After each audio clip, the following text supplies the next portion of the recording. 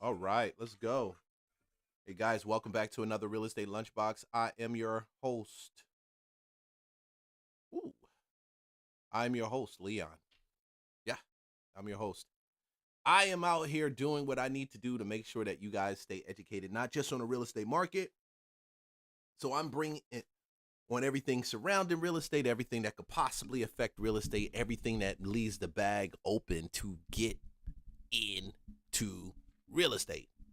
Because I don't believe that the worst times are behind us. I believe the best times are before us. Does that make sense? Hey, there's a lot of good things coming down the hill. Just got to keep yourself locked in, pay attention to what's going on, and know how the pieces are falling and moving. That's how we turn around and we're able to locate, identify great opportunities in the marketplace. It's not just about knowing the numbers. I'm going to tell you, it's about knowing also the patterns in politics, in business, in tech. Real Estate Lunchbox is all about that. I like politics, culture, real estate, how it affects this. When you come here, you're getting my commentary. You're getting my input. Well, my input for you, because if you don't know it, what'll end up happening is you may become like me back in 2006, 2005 when I got into the real estate business. I had no idea what was going on, yo. Had no idea. No idea. I thought that this real estate thing was, hey, you just get in, you just close a deal and you make some money and you move on. And I did that for an extended period of time until I realized that during that market drop, I had friends that bought houses for $5,000.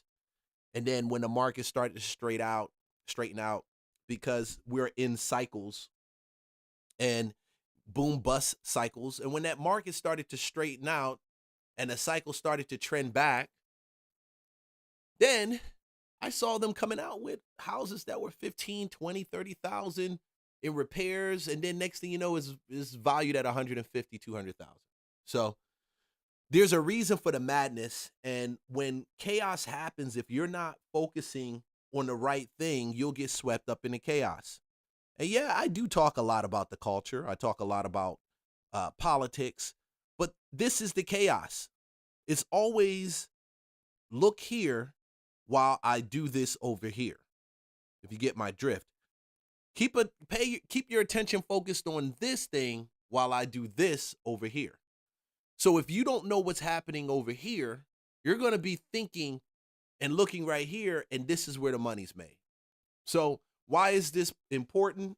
Because if you don't know where the cheese is moving to, you will be like that rat at the end of the maze. He just ends up going to the same place the cheese was, but nobody told him that the cheese had been moved. So I'm here to tell you the cheese has been moved. Congratulations. Well done. And we're going to talk about the places where the cheese has moved to, could possibly move to, could possibly show up at. And you're like, could possibly? Yeah, there are some places where it's definitely at, and then there's other places where it could possibly show up at.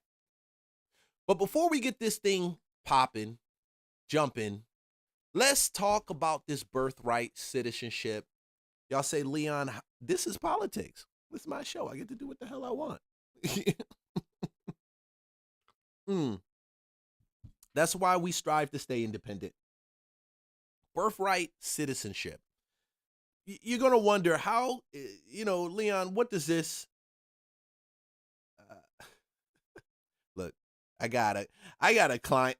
I got a buyer, not a buyer. I got an agent hitting me up right now. And we're having conversations about the same conversation we had about just a while ago. Yeah, okay, let me hold on.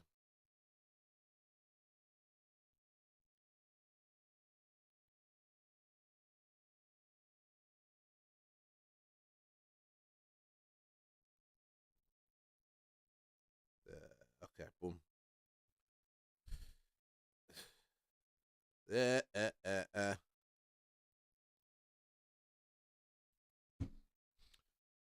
Okay. And we'll talk about that, man, because real estate agents are funny. It's going to become less and less of us in the next year to 2 years. It's already started.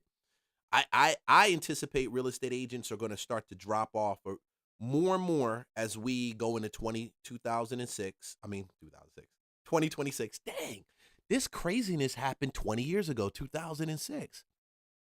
I'm just really I'm just really saying that's a 20-year cycle.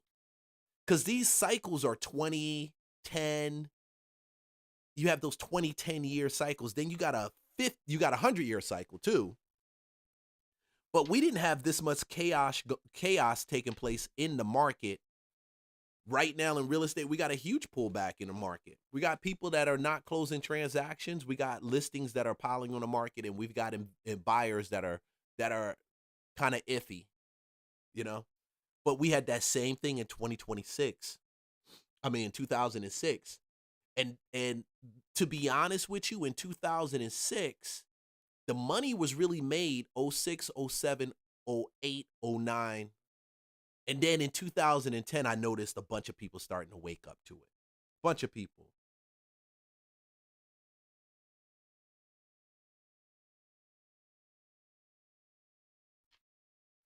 Bunch of people. Bunch of people starting to wake up to it. Bunch of people starting to come in board. You still text me. But that 3 to 4 years piece right there, that was when the cash was really, that was when the opportunities were so vast. And we saw people making money off of short sales. We saw people making money off of wholesaling. We saw people making money off of creative real estate. We saw owners losing their house, but we saw people who had been waiting on the sideline to buying those houses too. And then we just saw inventory that was sitting, and they just kept dropping in price until it corrected. Now, who made the most money at that time? I would say it was the investors. It was the homeowners who wanted to buy and had been sitting on the side for an extended period of time. And then there were people who noticed what was taking place in the market, and they positioned themselves on the creative side or on the lending side, however. So like, subscribe, follow for more content, because we're going to talk more about that. That is real estate news. Those are active trends. Simultaneously, because of my 18 years in the business, because I flipped property, because I've wholesale property, because I lost property, because I've assigned properties, because I've done those different things, double closings, creative financing, subject twos, and buying, just being a regular landlord, you know, doing the whole, I've done the thing, like I've done the whole Airbnb deal, you know. Wish I would have did Pat Split. So if any of you guys are listening right now and you're thinking about doing Airbnb, look at Pat Split. It's just a better role right now. It was moving in that trend, and I didn't know what it was, didn't notice it, and it just flew right by me. So stay locked in. When I found out about it, now it's starting to trend, and it's still wide open. It's still wide open. But let's get back to this. We're talking about birthright citizenship. Birthright citizenship. Trump is challenging this. This will have an effect on the real estate market. It will have an effect on the economy. It will have an effect on, every aspect of America. Even in the workspace, the increase when it comes to green cards and visas. We could potentially see hospitals who hire people who qualify coming from other countries see a reduction in that. Now, all of this could just be speculation. We could be looking at this, and even when it happens, it doesn't have the effect or their workarounds to that. This is one thing about our political system. We have to keep in mind that we're in this 4-year cycle with Trump. After this 4-year cycle, Trump may win, he may not win. Trump is hitting hard because he knows when we get into midterms, he's confident that he has it. But who knows? We're dealing with individuals that they can decide to do whatever they want to do at the last minute. It really doesn't matter, you know? Look at this. I'm like,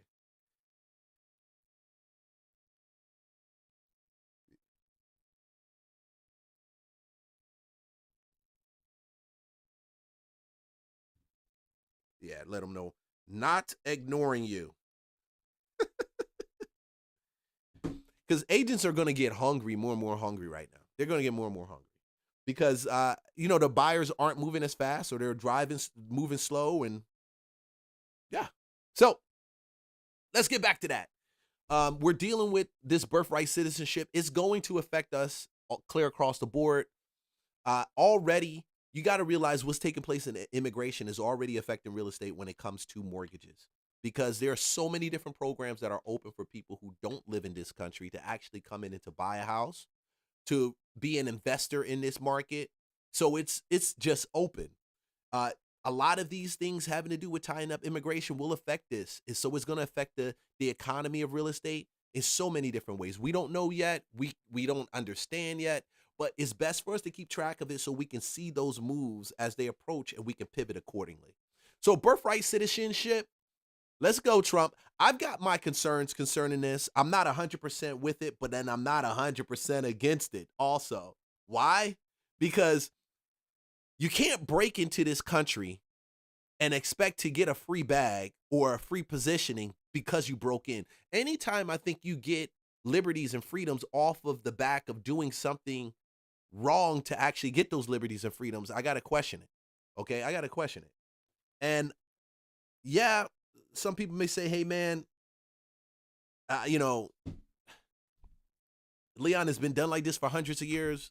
Okay, great. Well, for 100 years, yeah, but we do need to question it.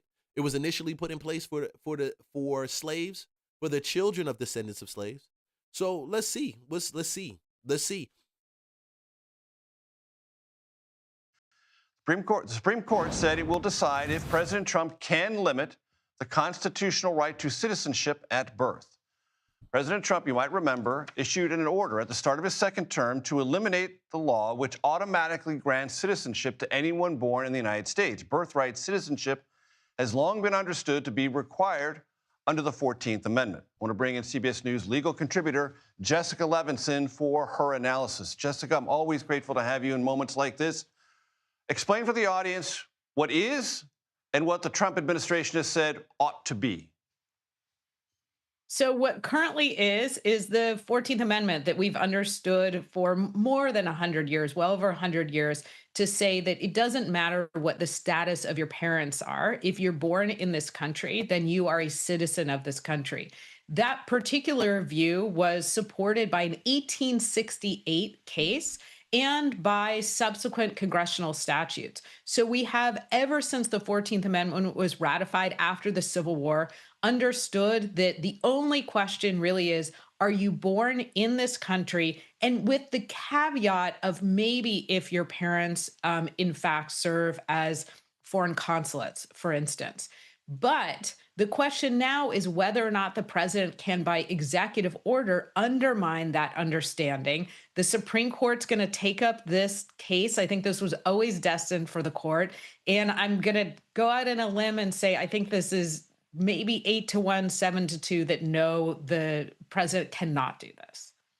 And do you think, Jessica, that's why the court took it? Because as you well laid out, we have precedent and statute. Do you think the court wanted to make an affirmative declaration that those are the governing elements of this question?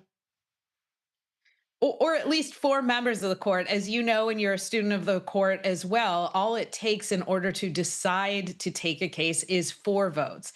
And so I think there easily could have been 4 to say the president has tried to change the understanding of the Constitution by executive order.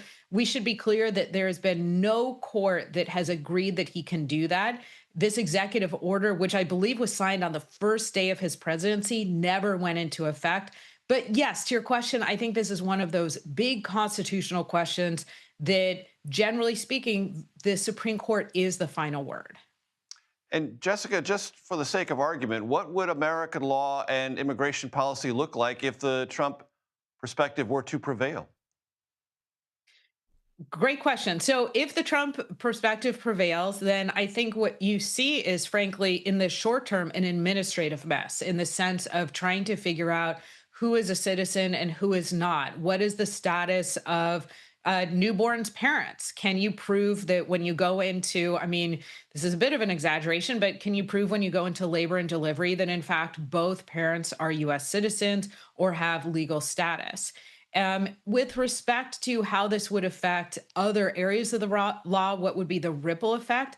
I mean, it really would be that there would be fewer citizens. And I think, again, The big short-term impact would be a lot of paperwork, a lot of sorting, a lot of proof to determine who now falls outside of the protection of the 14th Amendment. Jessica Levinson, always a pleasure. Okay, so let's stop there. Got one more for you. The biggest part in this is how did they get in to obtain citizenship? I keep my biggest issue with this is that we can't reward just blatant illegal activity with citizenship. When I say blatant illegal activities, if someone jumps over the border, they land in the United States of America, she's pregnant, or let's say she has a baby, she's pregnant knowingly or unknowingly. She came here with knowingly with the intention to have the baby. Unknowingly, okay. I don't think we can rest on whether it's knowingly or unknowingly. We do have to rest on how you got in. If you're a green card holder and a visa card holder, and you're here working and living, going to school, and you get pregnant, I think I think it should be honored. If your parents are legal citizens before you're conceived, I believe yes, you should. To be a U.S. citizen, which in this birthright citizenship setup, it was originally set up for the slaves who were brought here, forced to be here, and had children here. The country had to recognize them as being legal and having the right to be citizens of the country. And when that took place, we saw the fight that took place down the line, not just to say, okay, you're a citizen, but you're a citizen with the right to vote, a citizen with the right to bear arms, a citizen with the right to own land, things of that nature. These rights that are given to us aren't, we're not, nobody's entitled, should be entitled to partake of the sovereignty of our country. I don't know why we keep making this as everyone should have a right to this. People should have a right to have shelter, but they shouldn't have a right to own homes. Just because you because you have shelter, you should have shelter, food, clothing, and shelter. Yes, a human right, that's necessity. But when we go to owning a property, for example, no, you shouldn't have to. That's no different to me than if you go to citizenship. Yes, you got in. Yes, you're living here. Yes, you had a child, but does that child get recognized as a U.S. citizen? There is a part in there where he is right. Now, to turn back and roll the clock on everyone that's been here and at that point of time, their parents were citizens, I think that's crazy. I think that's not doable. I think that's going to cause more issues than even possible. I don't think we have any time in place. I don't even think any laws can even put in place to do that. But if we put our foot down and say, now, if you broke into the country, you should not be allowed to gain citizenship because you broke in. Now, if you have an asylum claim and we vet that to be authentic, true, and you get that green card and then you become a naturalized citizen, yeah, you have a child, yes, they should. And that could potentially mean that some children will grow up in the same household, one not being a citizen and one being a citizen.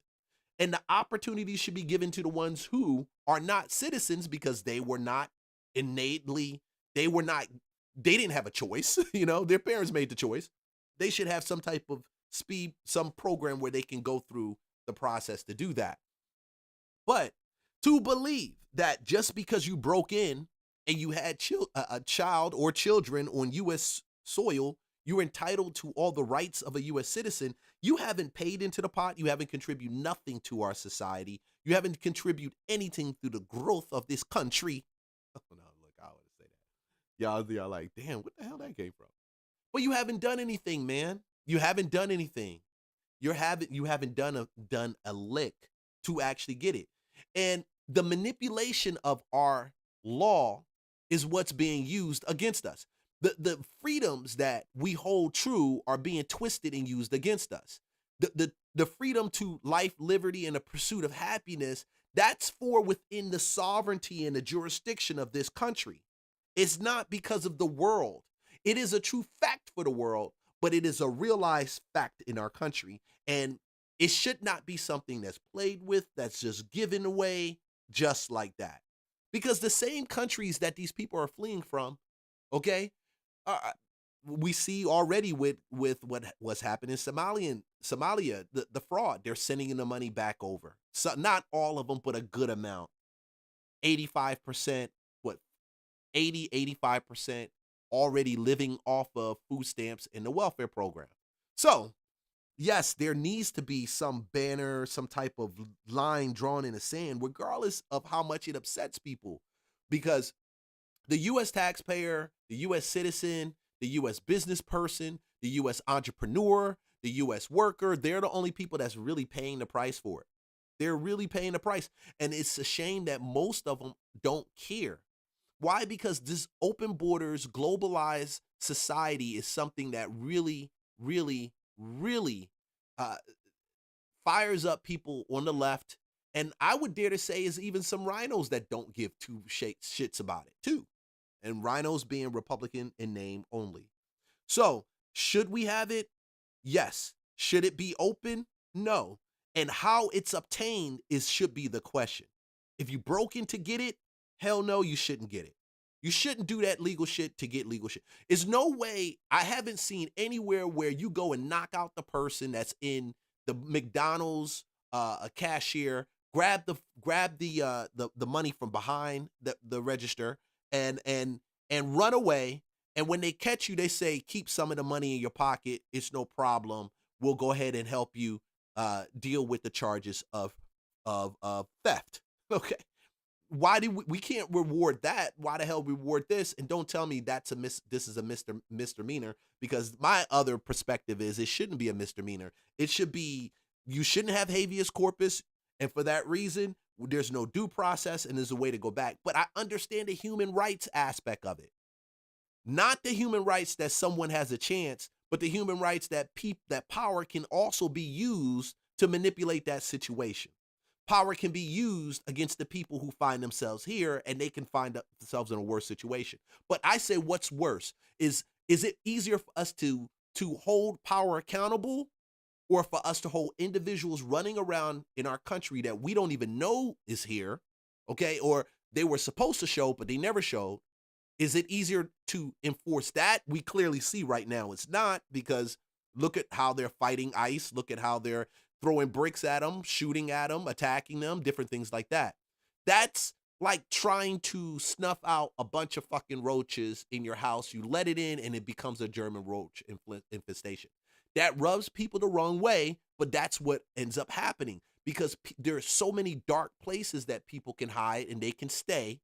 And if you don't know where they are, and if you have other people in power protecting them, then we end up now in a power struggle between the ones who want them to stay because they have alternative motives, whether it's business, free labor, cheap labor, drugs, cartel ties, whatever it may be, against the ones that now we have to hold accountable for this massive power that's been given to them in order to make sure that nobody stands up and does anything mischievous or ill will in a system that people break in and they're not allowed to stay, or their children aren't citizens.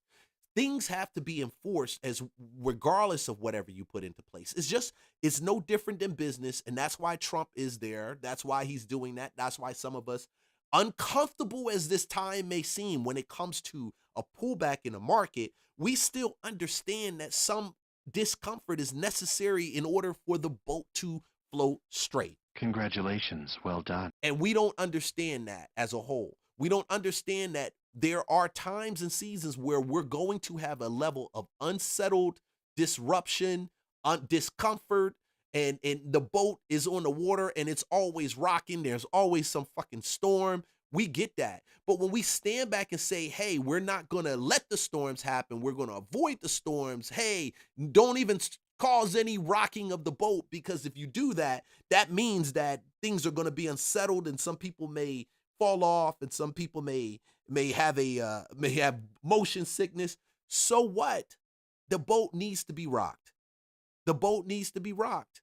And I do understand the boat needs to be rocked. Of all people, I do. Because for my daughters to grow up in a place where they're going to school in a city, in a college in a city, and they don't see the death and attack, the death and aggression and just straight blatant infringement on their body, their rights, due to someone being an illegal citizen living here and deciding that, hey, he sees them, he wants to do something ruly and illegal and just wrong and just nasty to him. I have to care about that. I have to care about that. As a father, I have to care about that. And what father wouldn't care about that? What father wouldn't care about that?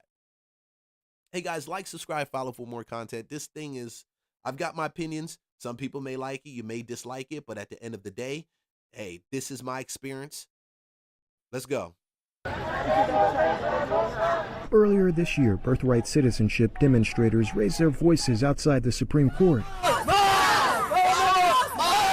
Advocates were calling for the right enshrined in the 14th Amendment to remain intact. They say they don't agree with President Trump's executive order seeking to deny U.S. citizenship to children born on American soil to non-citizen parents. One more right he's trying to take from us, and I don't agree with how many rights he's trying to strip. The country's highest court is now taking up the constitutionality of President Trump's executive order to end birthright citizenship. The Trump administration's order says children born on U.S. soil to parents who are in the country temporarily or without legal authorization will be denied U.S. citizenship, an action some bipartisan immigration reform groups believe could have widespread implications. Think about if you were having a kid for a second, based on where the ambulance took you. You might have different citizenship for a child. You might get checked for your citizenship. This summer, the justices heard oral arguments about whether lower court judges have the legal power to impose nationwide injunctions blocking executive actions across the country. Ultimately, in a 6-3 vote, the court ruled to limit nationwide injunctions in birthright citizenship cases. With the High Court expected to hear and rule on the future of birthright citizenship, immigration rights groups say it's a decision that's been heard and determined before. This has been the case, not just in the 14th Amendment. It's been affirmed by the Supreme Court 4 times over the last century and a half. This is settled opinion. This is settled law. The Supreme Court is expected to hear arguments next year and will likely hand down a decision by the end of June. So, like I said, I don't believe that this is something that should be totally kicked out. But the fact is, we do have a lot of notorious people that are using birthright citizenship to break into our country and to just stay, and have babies, and their babies are citizens and they go to school and they benefit from tax dollars that our children may not benefit from or that we've paid already. So it does need to be addressed. It shouldn't be something that they just say, oh, well, we have this in law online and it's been there and they're just rocking the boat. I think the boat needs to be tweaked a little bit. I think it needs to be tweaked. And 4 out of 9 of the Supreme Court justices believe that, because it takes 4 out of 9 Supreme Court justices in order to bring back, to bring up or to address a topic, for them to weigh in and to vote on it again. Okay? Yes. So that means at least we're close to at least half. So I believe it's 4 out of 9 at least. And now I say 4 out of 9. It could have been 6 out of 9. It could have been 5 out of 9. But the minimum is at least 4. So we know at least 4 of them have some questions about it at the very least, which is a good thing to hear. So, hey, we'll stay abreast on that as it moves forward and makes the changes. We'll see. Okay. Man, listen. Woo! This Somalian fraud situation is this is the effects that we're seeing right now. What took place in Minnesota, this whole giant fraud thing. They're figuring out how they're going to now liquidate some of the assets that have been born with this fraud money.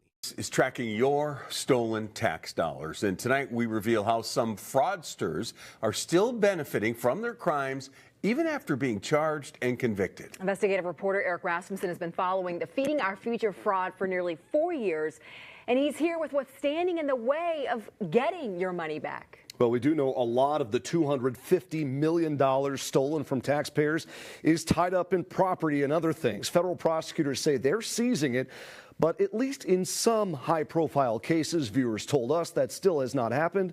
So we went to check it out. All right, here I go.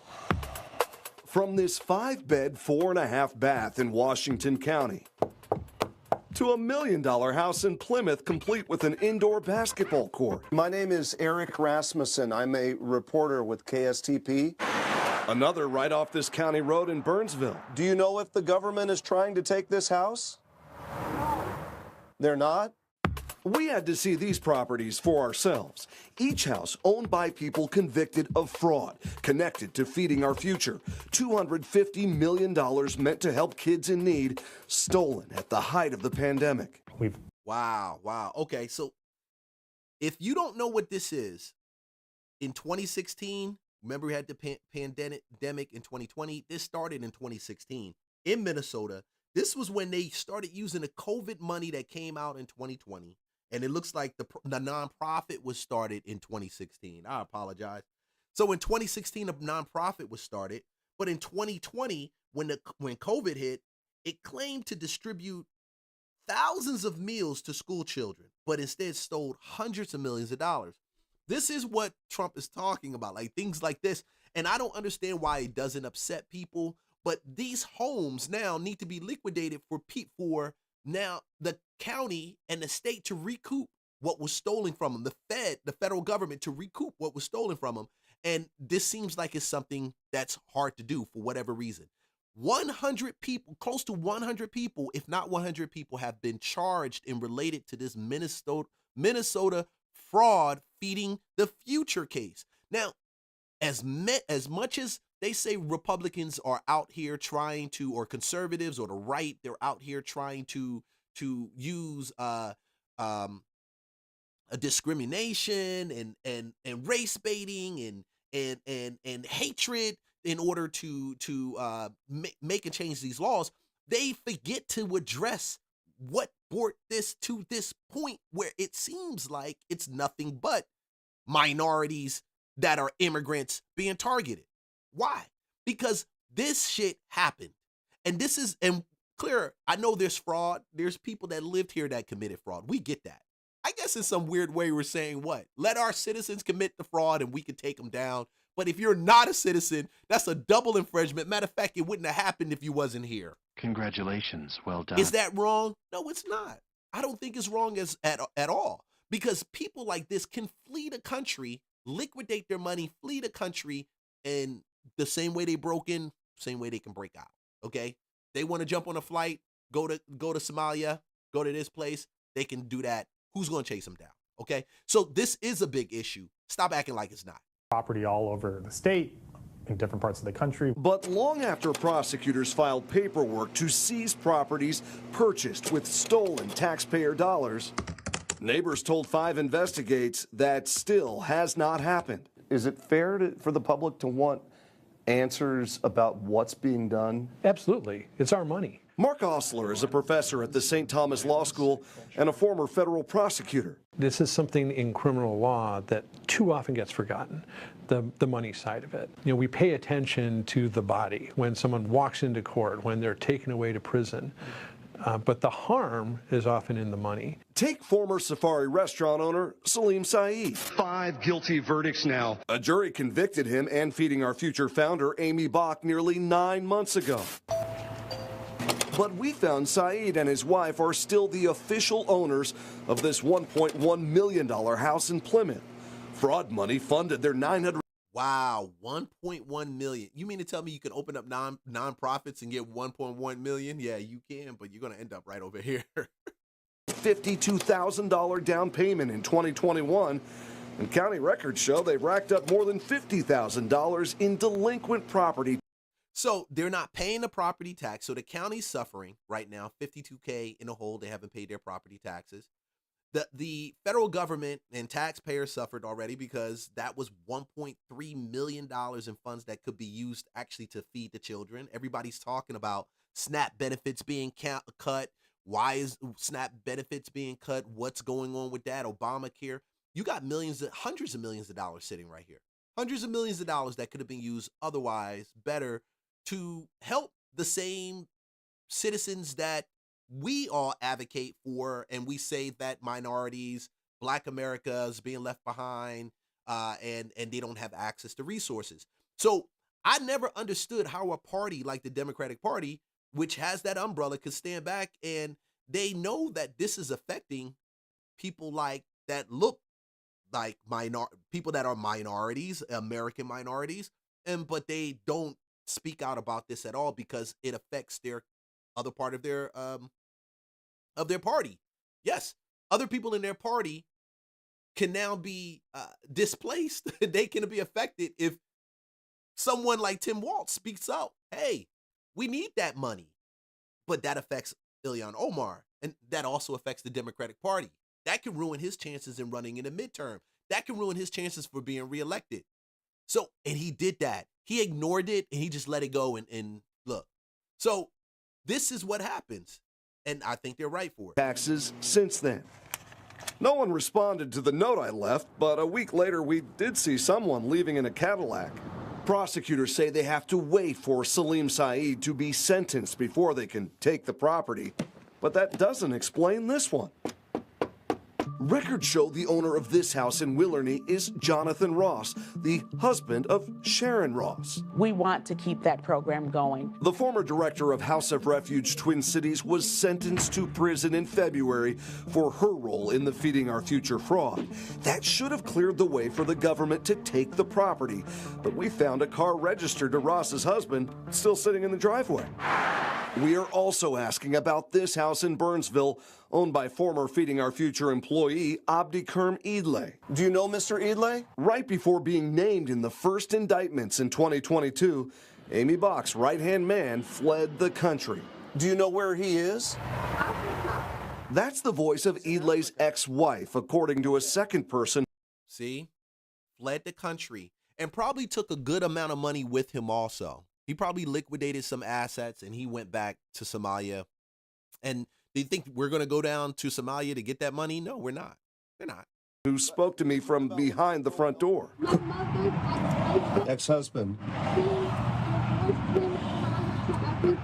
Sure enough, a month after investigators say Idle put down $95,000 on his new house, records show he and his wife filed for divorce. A mutual agreement, living in the same house, they wrote, right before Idle disappeared. Instead of having to go through that person and try to extradite him and all of that, we can go directly after the property. I'm sure that's what's being considered. Okay. But still frustrating we don't have the body too, that individual who was so culpable. I'm going to leave my information here. So what else can be done? Public attention always helps. So what you're doing is certainly going to help. For now, Osler says taxpayers will have to be patient. The most likely outcome is that these properties will be seized, they'll be sold, the public will get the money back.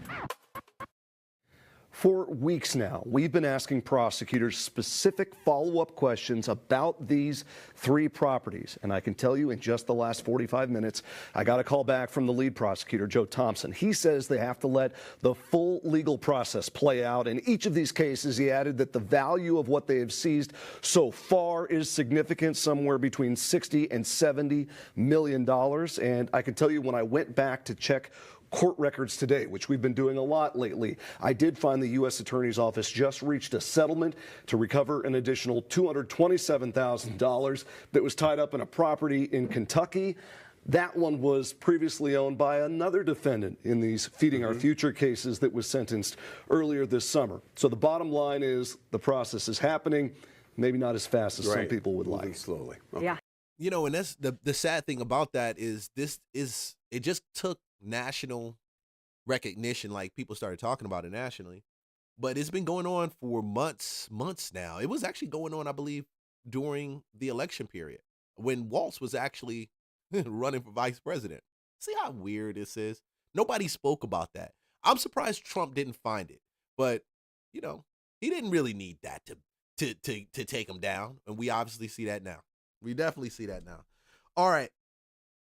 Hey, man, before I even jump into this next piece right here, I want to talk about this program. This is a really great program to be a part of. Live Free, Give Hope gives away 1 bedroom, 1 bath in the state of Georgia. They're going to be doing that December the 31st. So If you are interested in that, that's 12-month free rent. I'm putting a banner up here on top. I had something here. Getting ready for the day. I probably got rid of that, but but I'll bring it right back.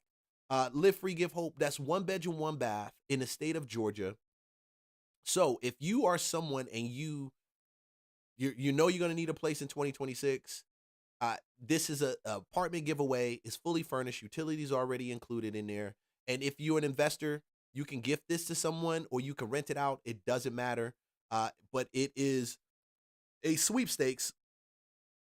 They're not giving it away. There is a free sweepstakes. You don't have to pay anything to enter, but there is a way where you can get bonus points. When you buy any of the merch that's on the site, you get the bonus points, and for every $1 that you spend, you get an entry in. So you can enter in for free. That's 1, 2, 3. I think up to like 15 entries or 20 entries for free. But if we can, they have it where you can get up to about 600 entries in. And the way you get those 600 entries is you just buy a piece of merch and you get $1 for every $1 you spend. You get entered into that sweepstakes drawing. And they do that, New Year's Eve, right? New Year's Eve, December 31st. Hey guys, so 12-month free rent. I'm going to leave that banner right there on the top so you can check it out. Why is this important? Because we're seeing a rapid increase in the foreclosure rate right now. As the chaos and things take place in the market, we do see a rapid increase in that foreclosure rate. Florida's getting hit with probably the highest foreclosure piece right now, push right now, but it is happening, and God forbid that it turns into a worse situation in 2008. Matters to us, and tonight there are new signs the economy has homeowners struggling.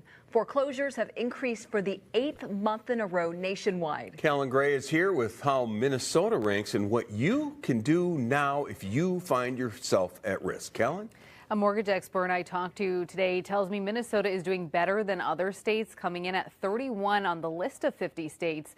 Overall, nationwide, there were more than 36,000 foreclosure filings last month, a 3% increase from a month ago, and a 19% increase compared to last year.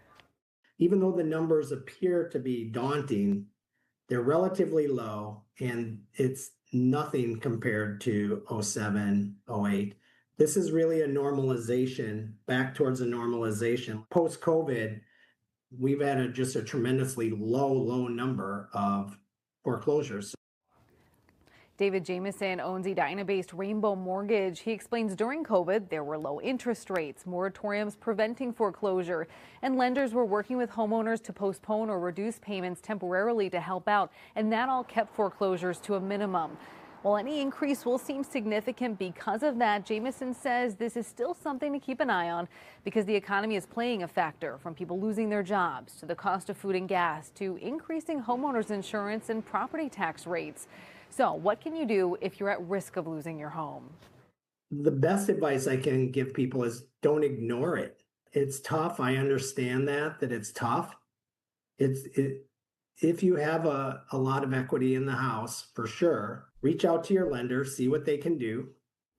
If that doesn't work, he suggests the following. Reach out to government assistance programs.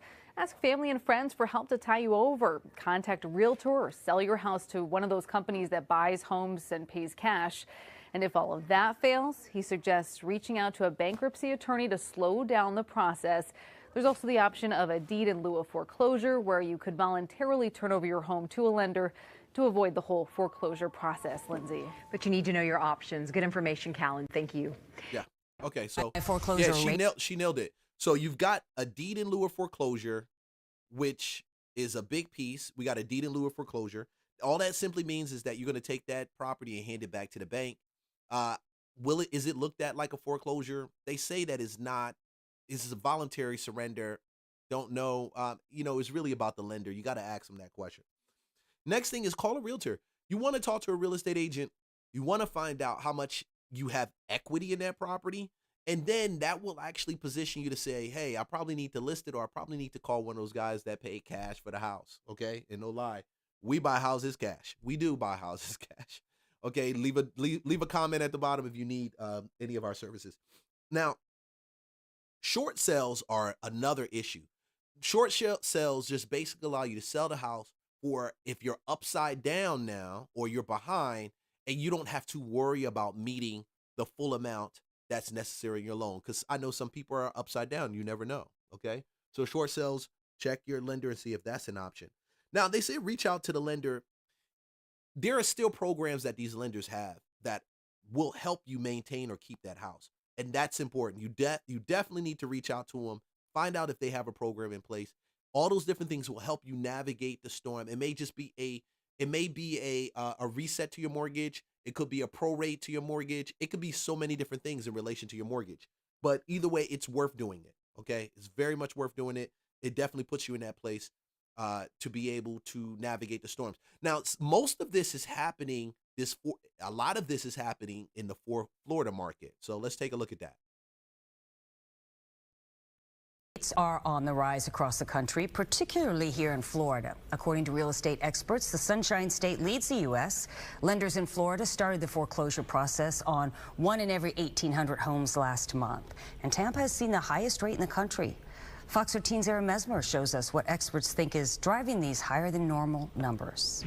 From 2020 to about 2023, home prices soared across Tampa Bay. Some families who bought their homes back then are now facing a harsh reality. They would have to sell at essentially the same price they bought for because there has been a declining market. So they would need to bring roughly $10,000 to the closing table in order to avoid a short sale.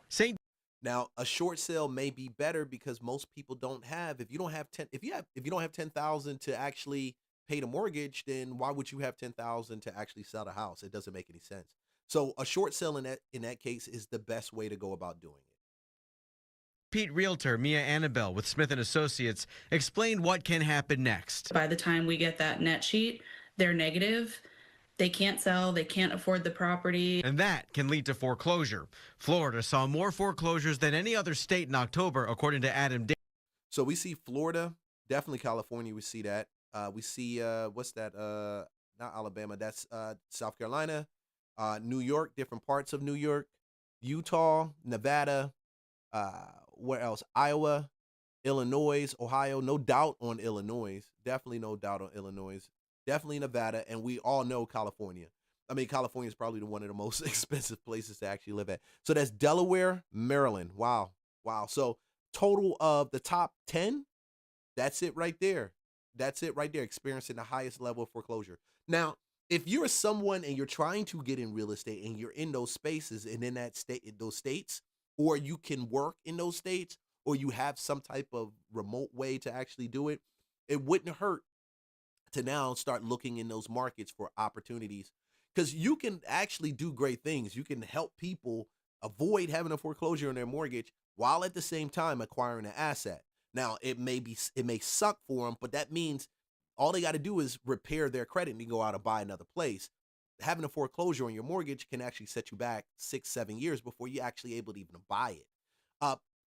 If you're in a position to actually file for bankruptcy, it'll slow down the process. And if you have other debt lenders, it'll also allow you to be able to navigate those situations. So talking to a bankruptcy attorney, that's not a bad situation. That's nothing bad that I would say I would hold off in doing. I mean, that's a good look right there.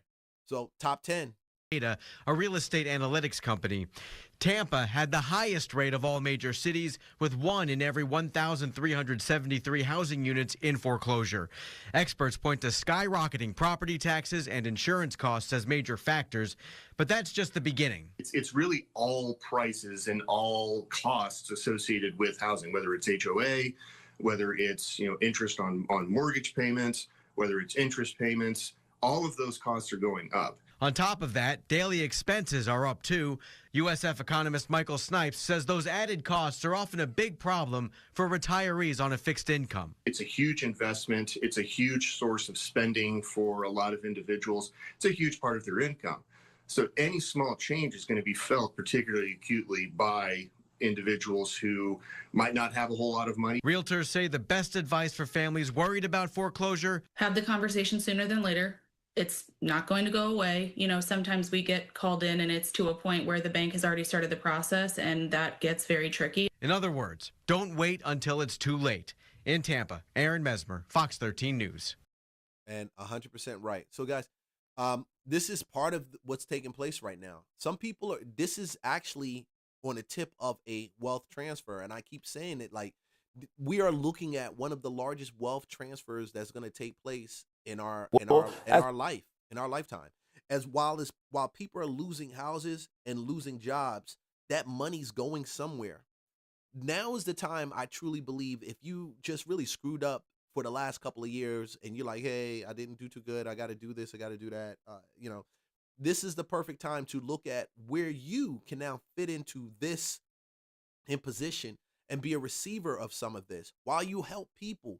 Because you can put people in good positions where they can turn around and buy another house in the next year to 2 years, where it's probably not as the turmoil and craziness won't be as high, probably. Who knows? But at least they'll be ready to fight for another day, be ready to buy another day. You can do that when you learn how to buy houses, wholesale houses, do creative deals on houses. Guys, check the Patreon also. I talk more about that because I've done a ton of those deals, and I will be happy to share them with you in the Patreon. So let's talk now about what's taking place with Shopify.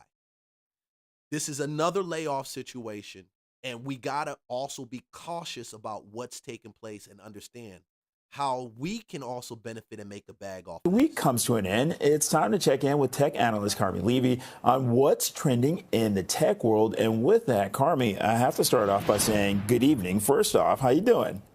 Oh, great. Good to be with you, Bakari. Thanks for having me. Great to have you. Okay, let's start with this.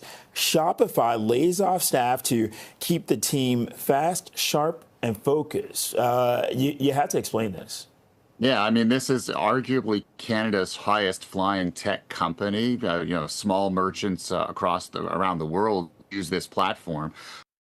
Fast, sharp, and focused.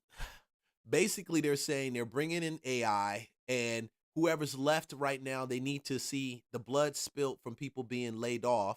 So they will work harder, smarter, and use AI to help the company make more money. I'm just reading between the lines. You tell me if I'm wrong.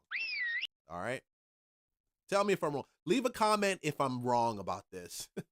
And they've been in the news quite a lot lately, and they've been growing very quickly. But they're saying they're all in on AI. They've been telling their employees for months that they expect everybody to use AI. That when they hire people, they're going to ask, can AI do this first before they decide whether to bring humans in?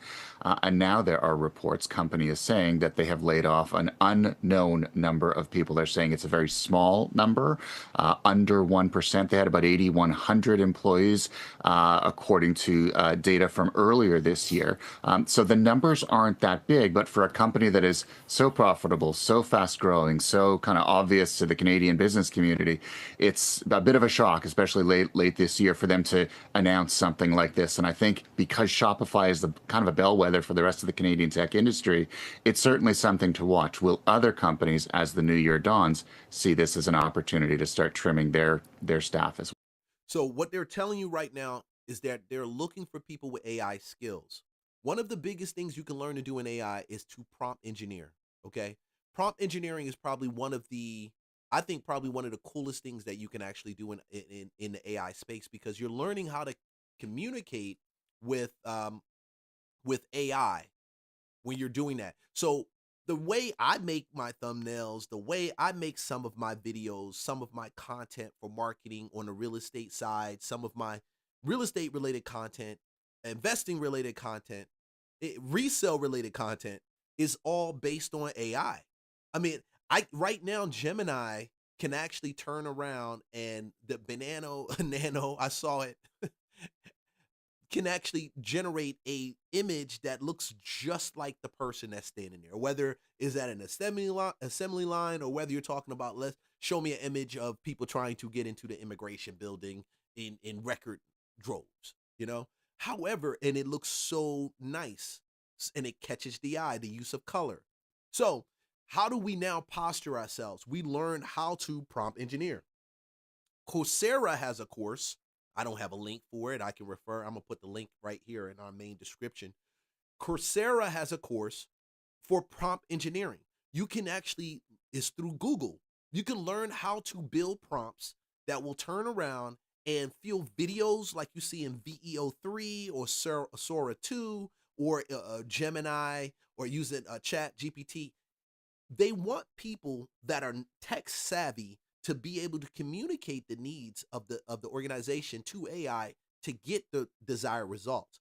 Now, as you become more proficient in that, you learn how to recognize hallucinations. That's nothing more than wrong information that comes out of AI. You learn how to actually build guardrails in your prompts, so you direct it to, and it generates specifically what you're looking for, whether it's a website or whether it's an image or whether it's a video. This is going to be very important because this, to me, this is the low-hanging fruit for engineering. You know how we had software engineers. Even part of that space is going away, not completely, but still. But it opens the door for a more lighter version of that is the prompt engineer, okay? So don't sleep on this, and this is what Spotify is actually telling. You can read what the writing on the wall from what they're actually doing. Well, okay, well, Carmi, what about this? Ontario is hoovering up the majority of Canada's AI gains. Yeah, this is a really cool report. So it comes to us from Deloitte Canada. It was commissioned by the Vector Institute. And basically it shows that over the last 5 years, from 2019 to 2024, they estimate that AI-related jobs pumped up to $52 billion a year into Ontario's economy. And about half of all that money came from Ontario. So, and they're saying that the average job related to AI creates $200,000 of a contribution back into Canada's economy per year, which is far higher than non-AI jobs. And so that the good news. Okay, if they say so. I'm curious. I got to see the numbers. Is there's lots of money and value coming from AI. The scary part is because so much of it is skewed toward Ontario, the question then becomes, what about all the other regions in Canada? Are they getting their fair share? Is there even distribution? If it's lopsided, that could cause problems for Canada's competitiveness later on. So certainly something for the government to look at as it sort of figures out where to make bets on AI investments over the next few years. They might want to consider spreading that around a little bit more. We certainly want Toronto to be successful. We want other parts of the region to be successful too. And Carmi, what in the world is going on with Campbell's Soup and 3D printed meat? So their VP of IT, who is now their former VP of IT, he was recorded, audio recording of him saying some rather racist, rather vulgar, and rather nasty things about Campbell. I didn't plan on talking about this, but this is curious. I'm curious about this 3D meat side. I did a video on this, Campbell Soup, and really it is for poor people. So stop beating him up the head, because if you look at the ingredients in it and the level of sodium, everybody eats it and it's cheap, and don't think that that's the cost for soup. Food, essentially suggesting that it was 3D printed, that it wasn't real. That audio wasn't supposed to get out, but then the company was sued by a former employee, and now because of court proceedings, it has gone viral. And so first he was suspended, now he has since been let go from the company, and Campbell's took the extraordinary step of saying, issuing a statement saying, we do not 3D print our food. All of our food is, naturally occurring. This is a warning for all of us, though, is we live in an age where everybody has a smartphone on them. You never know who's recording. Even if you're in a Zoom call, someone could have a smartphone just sitting on their desk recording you. You kind of got to watch what you say all the time. And unfortunately, this guy learned the hard way. And you know what? A lot of it spreads on social media. Speaking of social media, let's talk about taking just a 1 week break from social media. Okay, we'll stop it right there. Man, that thing... You notice they issued a statement. Did they provide any evidence? Nah, I'm just saying they may have tons of evidence on it. I can tell you right now that a bowl of soup and the ingredients that's in there, condensed or not, you go check the back of the label and make a decision for yourself, and you tell me what you think. All right, man. So I'm coming up on a segment right now of living in Atlanta. So you don't know, I'm a real estate broker, agent, investor. I live in Atlanta. I've lived in Atlanta for the last 25, close to like 26 years, right? Raised my kids in Atlanta, got married in Atlanta, I've seen Atlanta since '99. Some people have seen it a lot longer than me. I get it and I understand, but Atlanta has changed drastically since then. Okay, um, when I came, networking in Atlanta was, I think, a lot more easier. What we're dealing with right now, networking in Atlanta can actually, to me, be a freaking scam. Okay, it's changed a lot since '99, 2000, those early times. Some people disagree. They're like, it hasn't. No, no, no. Okay, you're entitled to your opinion. I'm telling you, from a 1999, and to now, transplant, that this shit is different. Okay? Congratulations. Well done. Because we do have a bunch of people that came during whatever period of time. I don't know when. They could have came when I came in '99, but I didn't see it really take full force until like 2013, 2015, right on the heels of this whole mortgage epidemic. It seems like we got a bunch of people that relocated. They saw all the opportunities that Atlanta had to offer, and it wasn't just networking with you. It was what I can get from you at the same time. So I wanted to play this so you guys understand how to govern yourself when you come down here and you think you're going to network your way to the top. You have to be cautious of some things. I'm not saying networking is wrong, but there are a lot of people that you can learn from concerning networking in Atlanta. To all my people that relocated to Atlanta, can y'all please give me some tips on what y'all did to network and meet new people in Atlanta to hang out with and go out with? I constantly stay in the house on the weekends because I have nobody to do anything with. Like, I've done so much by myself, I just stopped doing anything in general. What about somebody who come into a... Hold on. Before I even nobody knows. Homeboy, best thing he can do is to stay by himself and to build his business, or to start building his business, or work on his career, or pivot from that place. And the right people will find you. And when they find you, your piece will register and let you know if you need to be doing business with them. And that should be your decision making when it comes to dealing with people in Atlanta. And don't be so quick because you don't have people around you. You don't have people to socialize with. Sometimes that's a good thing. Trust me. Sometimes, most of the time, that's a good thing. Most of the time. Them, they come into a room, everybody gonna be like, who is this dude? Does anybody know this person? Right. Until somebody tells me they know this person, I don't trust them because you don't have no background on them. Yeah. You don't have anything. And that was my issue when I got here, trying to do business in Atlanta as an accountant in one of the most scammiest cities ever. Yes. And I'm selling financial assistance. I got to get in your business to do your taxes. So you're not going to turn over your social security number to anybody. Yeah. Okay, so and that's it right there. So in Atlanta, like I said, it is better to be able to now navigate things by yourself and know that when you meet people, there's a lot of times where people are suffering and they want to get some shit out of you. Okay. So you got to keep your wits upon you. Okay. You got to be sharp. You got to realize that everybody's not your friend. And you think that, I know I heard somebody in the comments said before, man, that's normal. People should always think like that. They should know. No, unfortunately, they don't. It's something about when you want people to be your friend. It's something about when you feel you need friends. And because you need friends, you're willing to put up with a lot of other shit. I'm telling you, it's not worth it. It's not worth it at all. It's not worth it at all. And one thing about this city, you will find good people because there are good people here, but you can't force that. And no networking event will actually bring it about.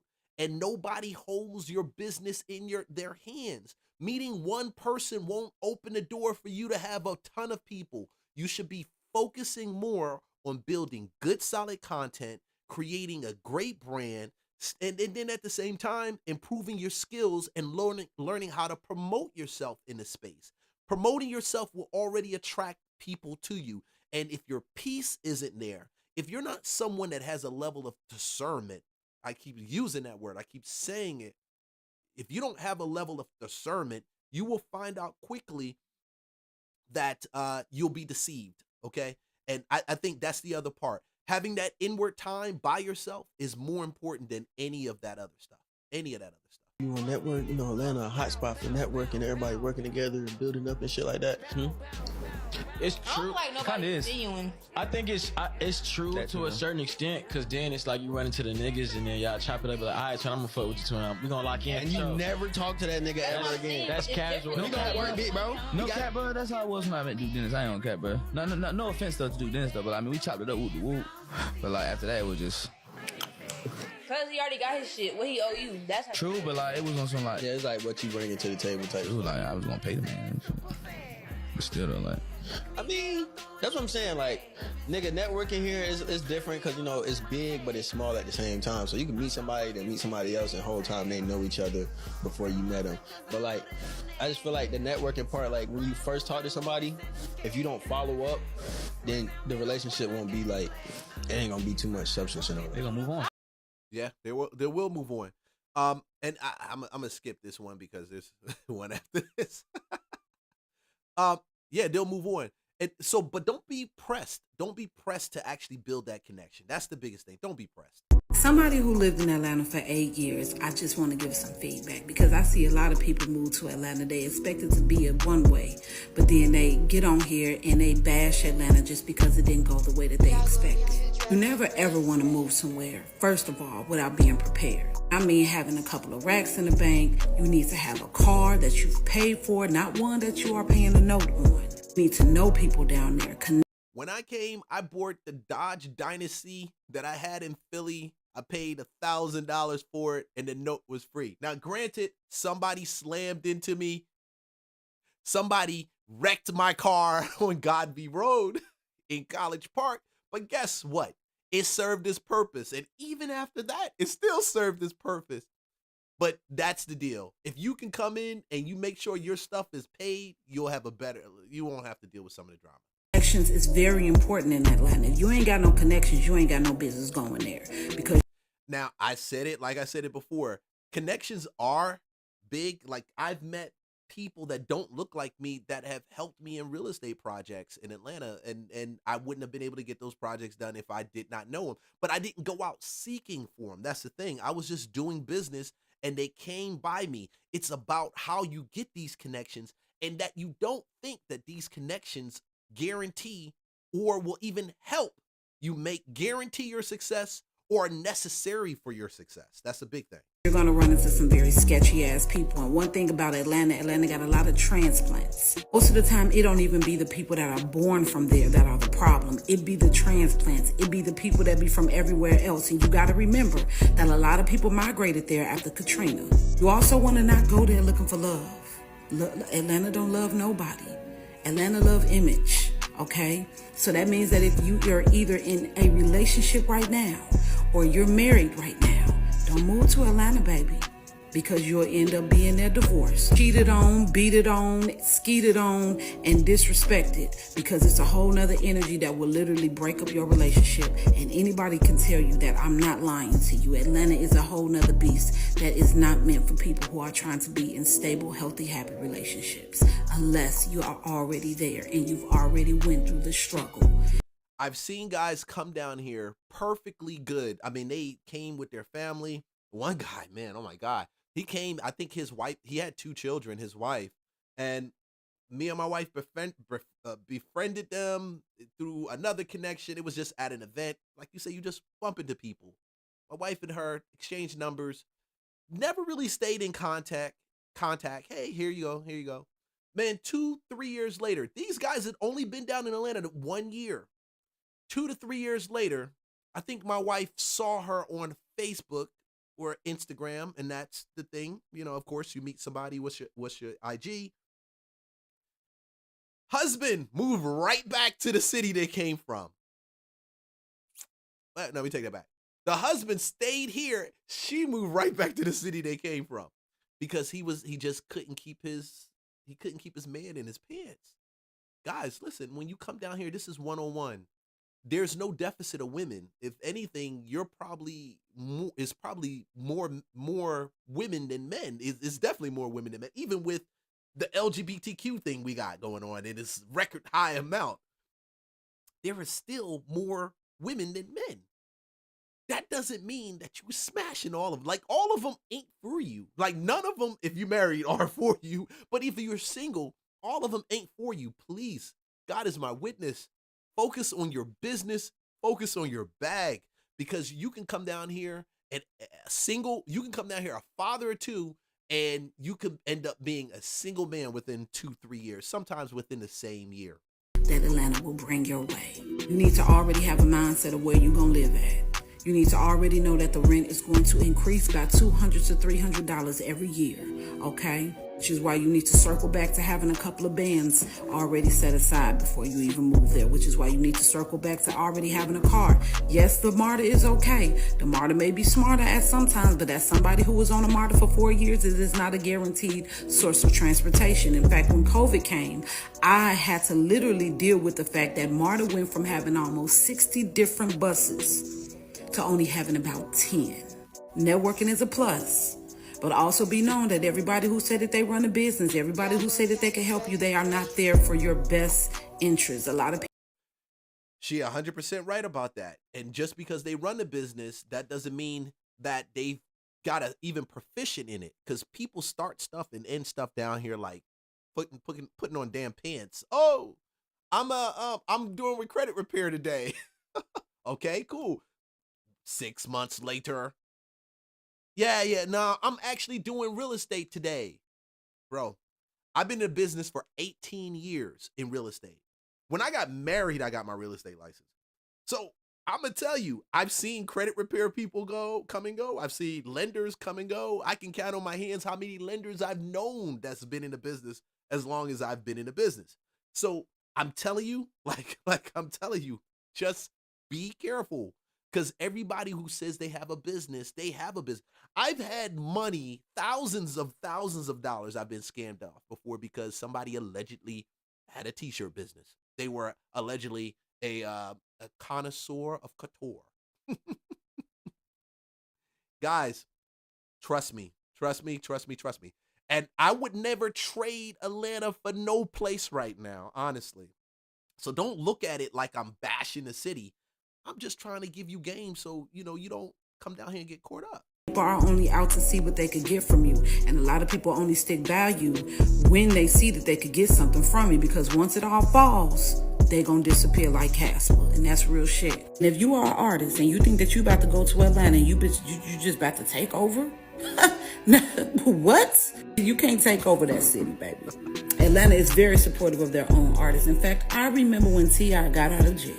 He played that man's song 5 times in rotation. 5 times. 5. Okay? Atlanta, they will not let you take over their city. They rock with their own and they're going to rock hard with their own. So the best bet that you could do is get connected with an Atlanta-born native who's in the industry. Because thinking that you about to come down there from a whole nother city or a whole nother part of the country and you about to do some numbers, you got another thing coming, and that goes for any business. If you're thinking about moving to Atlanta, don't let these people tell you Atlanta is just this horrible, terrible place. It's really all about who you know and what you know. Face card is everything in Atlanta. So if your reputation is good, your money is good, your conversation is good, you're going to be good. Don't let these folks tell you something that they don't know about just because they went out there without understanding the politics of ATL. And she nailed it, the politics of the ATL. That's true. It is the politics of the ATL. And if you don't know a person, there was another video earlier, and I realized I didn't even hit this point. People do, if you do meet someone and you want to try to find their reputation out, you want to. It wouldn't hurt. Now, nobody's perfect. I'm not going to say they're perfect. But at the same time, I truly believe you'll be able to tell. You'll be able to tell after you talk to them for a while. But that is a very, very big thing. You want to vet people. I've been in situations and it didn't work out dealing with people, and there wasn't an Atlanta native transplant. I didn't vet the person. We shared the same barber. I didn't say, hey, what do you think about this guy? I mean, we've shared the same places where we known people. I didn't say, hey, what you think about this guy or what you think about this girl. That is so important. And you will hear somebody say, oh, I lost $5K to him. I lost this to him. Now, granted, you do have a bunch of people that do stupid shit with their money. And so they they're gonna lose it regardless of if it was good or bad. If the person was good or bad, it doesn't matter. So you gotta tread lightly with that, but it does help to vet people if you can vet them. Then yeah. Okay. Just saying, does help. Okay, if you want to be around straight men in Atlanta, you have to hang in the country or in the hood environments. Unfortunately, all the men in Buckhead and in Midtown and in the swanky things. Woo! Shorty looks fly. Yeah, she look good. She look good. She look good. She just telling you facts upon facts upon facts. In the city, the art events, the cultural things, all those places, unfortunately, that has been overtaken by DL men.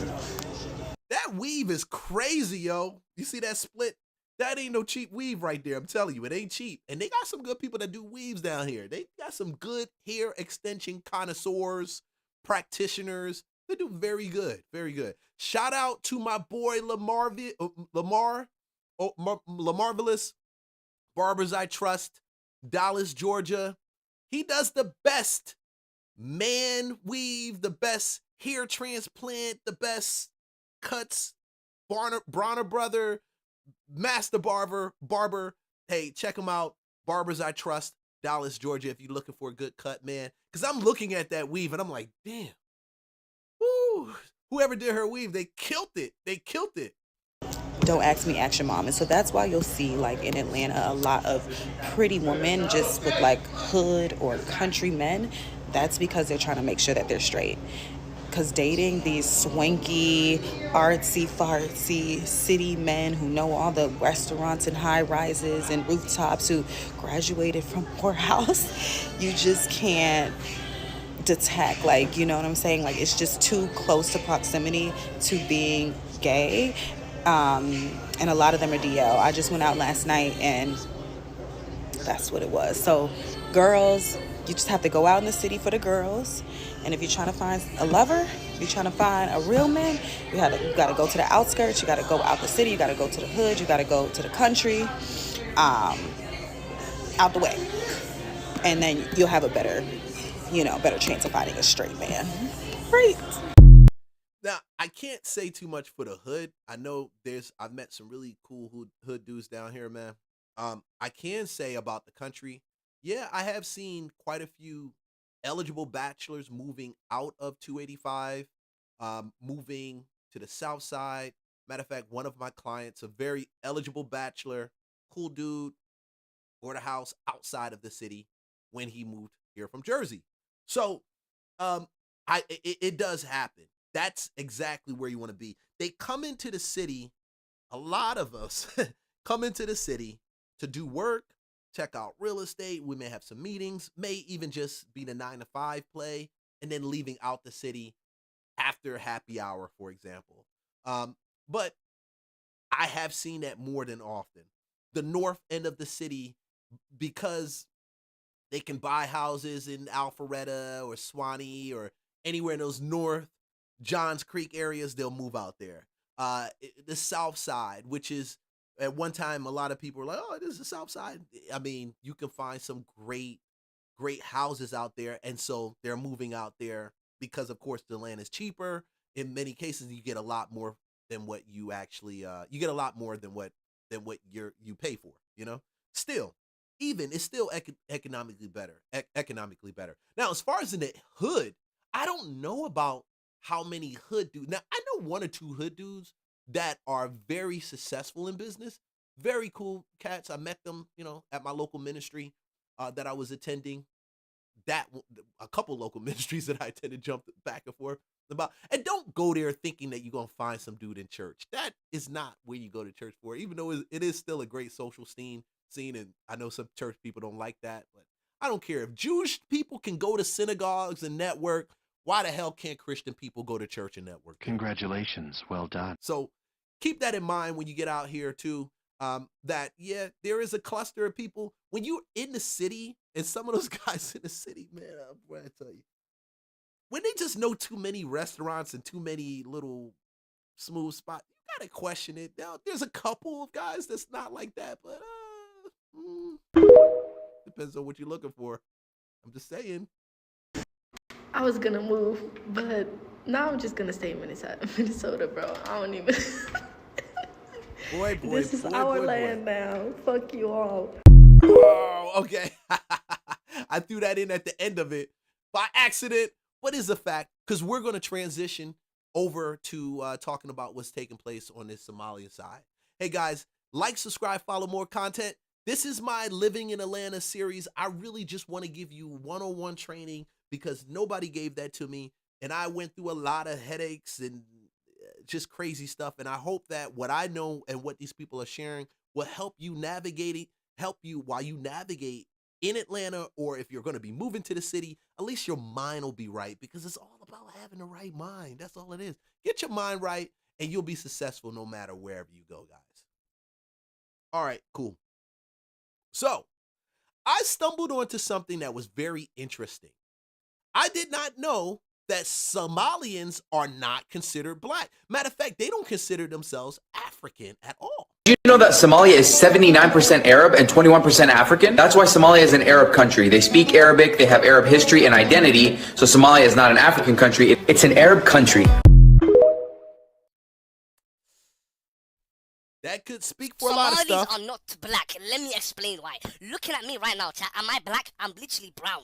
I'm literally brown, bro. Think about it as well. Somalis are Arabs. We're in the Arab leagues. We speak the Arab language. We eat the Arab food. Bro, think about it like this, bro. If a whole community doesn't regard themselves as black, we can't be black, bro. We literally can't be black, bro. Boogie, did you eat your brain cells? Really and truly, Somalis are Arabs, bro. Think about it, bro. We're in the Arab leagues. We speak the Arab language. Bro, tell me I'm not lying, bro. And when I found this out, it blew my mind because, of course, Somalia is in Africa, but they connect more to Ethiopia and Egypt. They don't mess with the sub-Saharan, okay? Sub-Saharans are not part. They consider them part. They don't consider them part of their private continent or private coalition.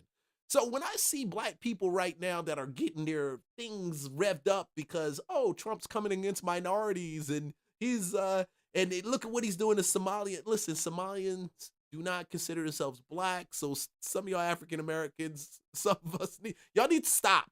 Okay, some black Americans, y'all got to stop. All this picketing for them. They don't consider themselves to be like you at all. And when they consider themselves to be Arabs, that's one reason why Trump is doing what he's doing right now. When he put the Muslim Brotherhood on the chopping block, okay, Somalia fell right in there, whether you believe it or you take it or you accept it or not, okay? But when that fraud money leaves the United States and it goes over to Somalia, believe it's going to an Arab terrorist group, and they do not like Western Americans.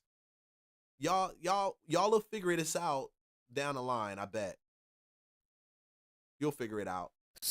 Are Somalis considered black? I'm sorry to be the one that sparks this debate, but it has to be done. I used to be of the opinion back in the day that, of course we're black. Somalis, look at our skin tone. But as the years went on, my opinion started to change. If you're asking, are Somali skin tone black? Then of course, yes, our skin tone is. But then I realized as the years went on, it's nothing to do with skin tone because even people who are considered black come in different shades of black. I started to realize that when people ask whether Somalis are black, it's a reference to are Somalis the same as other fellow African countries such as Nigeria, Ghana, and the countries within West Africa. And then I thought, no, we're not the same as those people. Yes, we're all from Africa, but a Moroccan isn't the same as a Nigerian, and a Nigerian isn't the same as a Somali. A Moroccan isn't considered black, a Nigerian is considered black, and a Somali, for some reason, it sparks a big debate. You got Somalis who say, we're not black, we didn't go through a slave trade. I don't think going through a slave trade is what makes you considered black first. And at the same time, why are we listening to Western societies who categorize people based on their skin tones? This is a white man, this is a black man, this is whatever, this is an Arab. So my question is, because I still don't have a definitive answer, can Somalis consider themselves black? I mean, don't shoot the messenger. I'm just asking. Well, you can tell from the prior videos, no, they can't consider themselves black. They can't. And yes, Western ideology, when you do come here, the phrases white person, black person, that's a Western thing. If you want to change it, you can. I don't care. But at the end of the day, guys, don't run around here thinking that you're advocating for black people that are just disenfranchised, okay? They don't even consider themselves like you. They don't even have a connection to Africa as a whole. I mean, they don't see themselves as that. We've got a different phenotype, we've got a different culture, we speak an Afro-Asiatic language, so there's so many differences. We are closer, to us genetically, we are closer to the North Africans than the West Africans, and that's a fact. That's a fine. Fact. Now, that's a fact. Now, do you accept? That's a fact. Do you accept that Somalis, Eritreans? This is true. E1B1B what happened? One second. And expanded to North Africa. One second. Do you accept? Abdullah, listen. Do you accept that Somalis, Eritreans, and Ethiopians are collectively the most homogeneous group on the planet? 100%. Do we collectively share an East African identity? 100%. Do we and Nigerians share a collective African identity? Definitely not. No, let me respond to that. Do we share a collective identity? No, I'm not going to respond to that because you've cut off the people of North Africa. Do we, all of us African? Yes. 100%. Yes. But are we black? No. We're not black. And I explained to you why. We've got a different phenotype, we've got a different culture, we've got different, we speak Afro-Asiatic language. There's move on. Did you just say you have different culture? Yeah, we have a different culture. Okay, hold on. There's more differences than similarities. No, hold on. Let the sisters culturally work similar. Okay, one at a time, Mahmoud, please. We'll let the sisters go around the circle one by one and everyone. I listen with some. Yep. That is it right there. Hey guys, this is Living in Atlanta. This is the Real Estate Lunchbox. And I just wanted to shoot this out so you guys can check it out. Like, subscribe, follow for more content. I love to drop pieces like this so that I could just share with you what's going on in the culture and tie it in with real estate so you get a concept of what's coming on down the line. Because if you don't know where we came from, if you don't recognize the markers, you won't be able to get anywhere close to the bag when this new economy begins to rise and surface. Things are different. It's not like it used to be, and it's changing every moment, every minute. What I like to do is just take the knowledge that I learned from 2006, 2007, market change and shift, and just tell you what I see coming down the line. 18 years in the business, but it's not so much about real estate, but it's more about you. Guys, subscribe, follow for more content. Drop me a message. Go to the description. Buy me a coffee. You know, hey guys, join the Patreon. I see you guys in the next video. You guys have a blessed day. And remember, hold on, before I go anywhere, remember that Jesus loves you, man. And God loves you. And you're made in his image and his likeness. Okay? So don't let nothing that's taking place right now in this economy stop you or hold you back from you living your purpose, your full purpose in him. You guys have a blessed day.